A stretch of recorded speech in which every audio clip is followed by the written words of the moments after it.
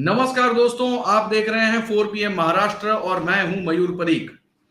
दोस्तों, उद्धव ठाकरे को एक और झटका मिला है। ये झटका है उनके एमएलसी के पार्टी छोड़ने का, जो कि उद्धव ठाकरे की शिवसेना पार्टी की प्रवक्ता थी मनीषा कायंदे। उन्होंने पार्टी को राम राम कह दिया है और पार्टी के बर्थडे के दिन उद्धव ठाकरे की शिवसेना छोड़कर वो एकनाथ शिंदे की शिवसेना में चली गई है।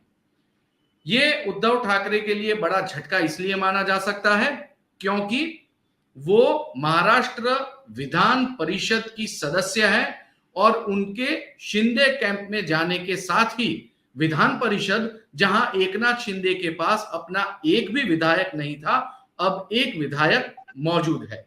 क्या विधान परिषद के आंकड़े इससे बदल रहे हैं? इससे किस पार्टी को सबसे ज्यादा नुकसान पहुंचा है?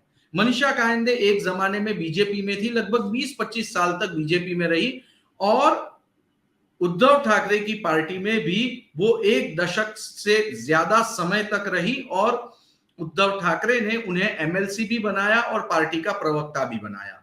तो आखिर ऐसा क्या हुआ कि पार्टी की लॉयलिस्ट पार्टी छोड़ के चली गई? इसके पीछे की राजनीति क्या है और बिल्कुल पार्टी के स्थापना दिवस के मौके पर उद्धव को यह झटका क्यों दिया गया?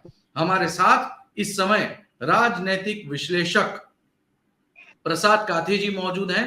प्रसाद काथे महाराष्ट्र की राजनीति को बहुत करीब से जानते हैं। कई दशकों से वो महाराष्ट्र में पॉलिटिक्स कवर करते आए हैं। इस समय जय महाराष्ट्र चैनल के संपादक पद पर हैं। इनकी रिपोर्टिंग के लिए ये पूरे महाराष्ट्र में जाने जाते हैं। कई सारे अखबार और टेलीविजन चैनल्स पे ये काम कर चुके हैं। प्रसाद जी, 4 PM महाराष्ट्र में आपका स्वागत है। सबसे पहला सवाल आपसे, मनीषा कायंदे ये राजनीति में कोई बहुत बड़ा नाम नहीं है। मीडिया के लिए बाइट लेने के हिसाब से अगर मीडिया उनके पास चली जाए और वो कोई इंटरेस्टिंग बाइट दे दे तब ठीक है। बाकी पॉलिटिकल डिसीजन मेकिंग में उनकी बहुत बड़ी हिस्सेदारी रही हो महाराष्ट्र की राजनीति में, ऐसा बिल्कुल नहीं है।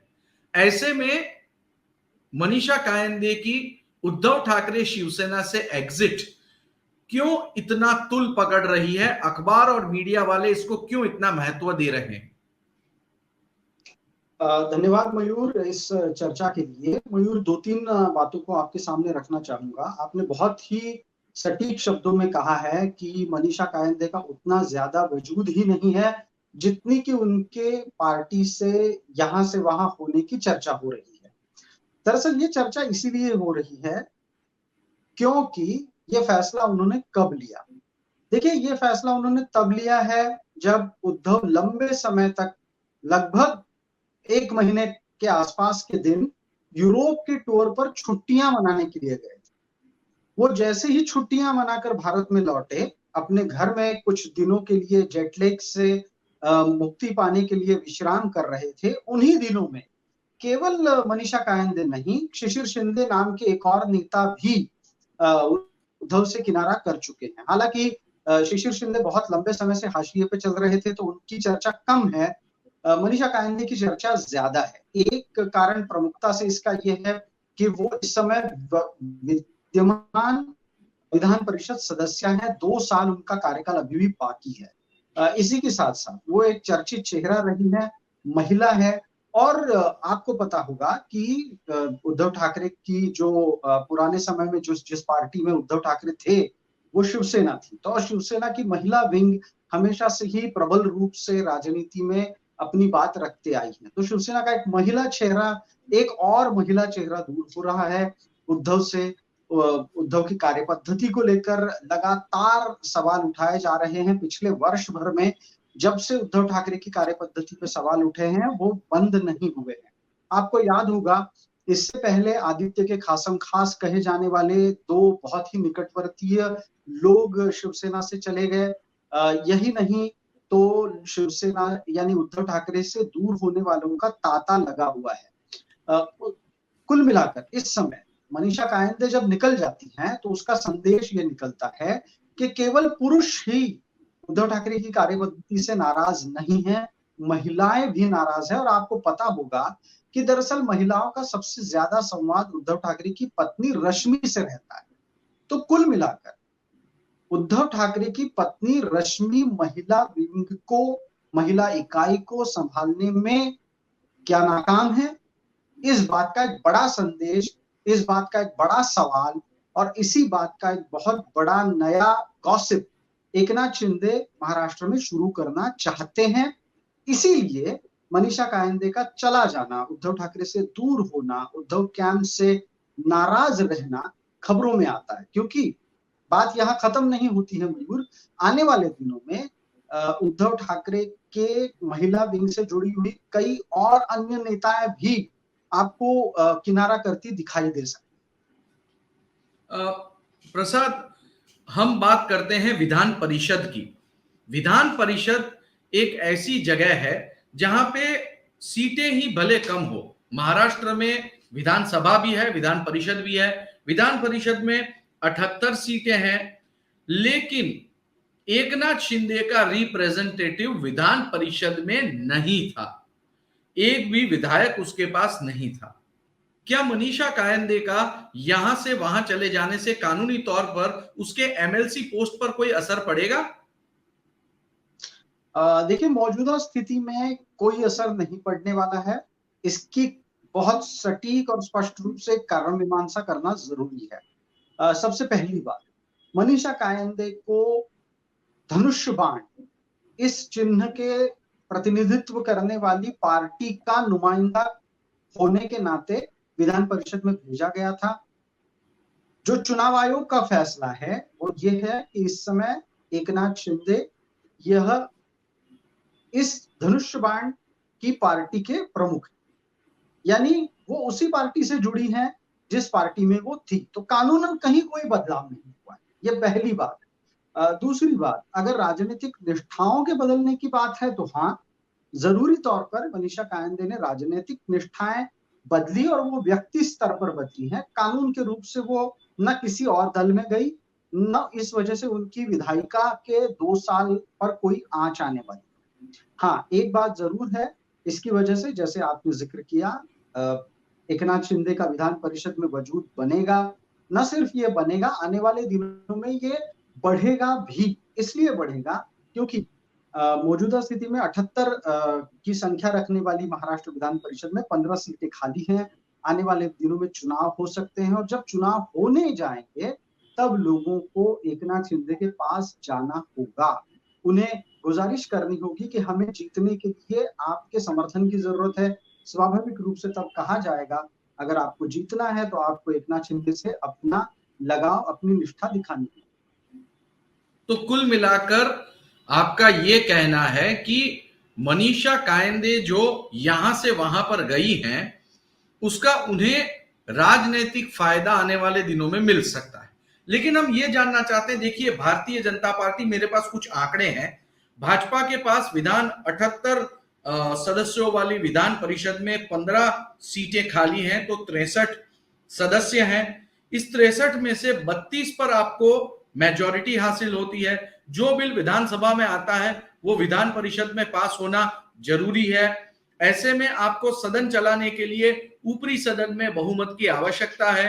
बीजेपी के पास 23 हैं, लेकिन शिवसेना के पास 12, अब मनीषा कायंदे चली गई इसलिए 11, एनसीपी के पास 10, कांग्रेस के पास 10 और बाकी के 9 अन्य हैं। ऐसे में क्या विधान परिषद में अब जो शेकाप के पास 1, आरएसपी के पास 1 और अन्य के पास 6 सीटें हैं, ये किंग मेकर साबित होंगे विधायक और बिल पास कराने के लिए? बिल्कुल हो सकता है ऐसा और लगभग ऐसा होने की संभावना बनी रहेगी। लेकिन एक चीज को आपको समझना है, ये सारी चीजें बाद की बात है। बिल का पास होना ना होना ये बाद की बात है। सबसे बड़ी चुनौती आने वाले दिनों में अगर किसी चीज की महाराष्ट्र के विधान परिषद में देखी जाएगी तो वो है सभापति और उपसभापति का चुनाव। सभापति और उपसभापति के कार्यकाल को जैसे ही आप खत्म होते देखेंगे, बहुत से लोग यहाँ वहां होते, यहाँ वहां अपनी निष्ठाओं को बदलते हुए आप देखेंगे। दरअसल आने वाले दिनों में ऐसा कोई बड़ा बिल इस समय न विधानसभा में पेंडिंग है ना आने वाले दिनों में विधान परिषद में जाने वाला है, जिसके लिए कि बीजेपी को तोड़ मरोड़ की वोटों की जरूरत आन पड़े। हाँ, एक चीज आप ध्यान में रख सकते हैं कि जो भी बिल विधान परिषद में जाएगा, तो पीडब्ल्यूपी हो, आरएसपी हो, ऐसे बीजेपी से लगाव रखने वाले लोग उस समय वोट कर सकते हैं। आपको ये भी पता है कि इस समय जो शरद पवार की पार्टी एनसीपी है, उनके राज्य स्तर के बड़े नेता अजीत पवार, इनका बीजेपी से बहुत अच्छा रिश्ता रहा है। तो विधान परिषद में भी कुछ ज्यादा बीजेपी के लिए चुनौती की बात नहीं है। हाँ, लेकिन बड़ा ही इंटरेस्टिंग खेल तब होगा जब सभापति और उपसभापति का चुनाव विधान परिषद में आ जाएगा। तब आपको देखना होगा कि उद्धव खेमे के आज के जितने लोग बचे हैं, उसमें से कितने उद्धव के साथ रहते हैं।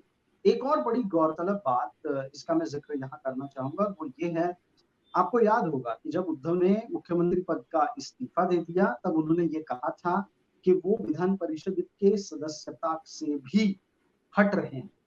लेकिन आपको शायद जानकर अचरज होगा, ये भी बात आपको बतानी बहुत जरूरी है कि उद्धव ने अब तक विधान परिषद की सदस्यता का इस्तीफा दिया ही नहीं है, क्योंकि अगर एक आदमी वहां पर कम हो जाता है तो उनको पता है न वो कभी भी चुनकर आ सकता है और ना ही विधान परिषद के नेता विपक्ष का पद भी उनके पास बना रहेगा। तो कुल मिलाकर के अब शिंदे गुट और बीजेपी, इन दोनों की टैग टीम चैंपियनशिप विधानसभा में अपना दमखम दिखाने के बाद अब विधान परिषद पर नजर बनाए हुए है। और जैसा कि आपने बताया, आने वाले दिनों में जब विधान परिषद में चुनाव होंगे और खासकर सभापति और उपसभापति के चुनाव होंगे, तो बहुत ज्यादा उलटफेर देखने को मिलेंगे। कोशिश यही होगी कि विधान परिषद में जो विरोधी पक्ष नेता पद उद्धव ठाकरे की शिवसेना के पास है, उसे किसी न किसी तरह छीन लिया जाए। जी हाँ, बहुत बहुत शुक्रिया। जी बताइए। एक बड़ा ही रोचक संभावनात्मक खेल मैं आपको बता दूं, फिर आप इसके बाद बिल्कुल मुझे धन्यवाद दे सकते हैं। आने वाले दिनों में एक रोचक खेल आपको देखने को मिलेगा, वो ये होगा कि अगर सभापति और उपसभापति के चुनाव तय समय के अनुसार घोषित हो गए, तो बीजेपी का सभापति बनेगा, शिंदे गुट का उपसभापति बनेगा, और आप चौंकिए मत, अगर हो गया तो एनसीपी का नेता विपक्ष विधान परिषद में भी आपको दिखेगा। अब आप इसकी बिटवीन द लाइन समझ ही गए होंगे कि कौन चाहता है कौन कमजोर हो और कौन बलवान। जी बहुत बहुत शुक्रिया, आपने डिटेल में बताई। महाराष्ट्र में अब विधान परिषद की राजनीति शुरू हो चुकी है। आप हमारे साथ जुड़े, इतनी अहम जानकारी साझा की, आपका बहुत बहुत धन्यवाद। तो आज है शिवसेना पार्टी का स्थापना दिवस और इस मौके पर एकनाथ शिंदे और बीजेपी ने शुरू कर दिया है ऑपरेशन विधान परिषद, जिसकी शुरुआत उन्होंने की है एक विधायिका को वहां से यहां करने की। अब देखना यह है कि आने वाले दिनों में वो कौन सी नई चाल चलते हैं, जिससे राजनीति की बिसात पर उद्धव ठाकरे के पास बची हुई ताकत भी खत्म हो जाए।